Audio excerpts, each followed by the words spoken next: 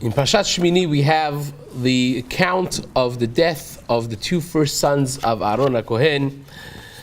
And we spoke about how Rashi understands the Pasuk Gimal in Perek Tet and Perek Yud, rather, of Chumash, of Moshe Rabbeinu speaking to Aaron, Vayomer Moshe LaAaron, Hu asher diber Adonai lemor bikrovai yekadesh, al penei kol ha'am yikaved, ve'idom Aaron. Aaron keeping quiet. Rashi explains how his reaction to this tragedy was rewarded by the fact that HaKadosh Baruch Hu spoke to him directly. The thing that only Moshe Rabbeinu merited to have, Aaron, for once, had that merit of being approached by Hashem solely and directly by Parasha of Shtuye Yayin. And this gives, of course, the importance of contemplating tragedies and difficulty and reacting to them properly. But whereas Rashi seems to indicate that Aaron HaKohen was so strong and kept quiet from the very beginning, the Ramban ben Nachmanides writes that Aaron HaKohen was crying, was weeping. He had a very difficult time with this until Moshe Rabbeinu speaks to him, and only then, Vayidom Aaron, he keeps quiet, he finds meaning in it, which on one hand has the important lesson of the Torah does not expect us to be not human. We are human, like the Gemara says, we have Shlosha Lebechi.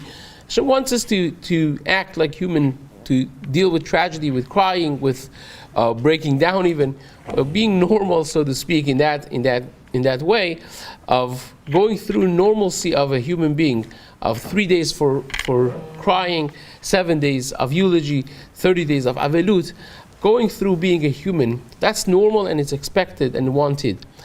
But to find meaning, even in difficulties in life, like Aaron HaKohen, Vayidom Aaron, to be able to put and stop to the reaction to difficulty and be able to go on in life, to make sense of things and find meaning in them.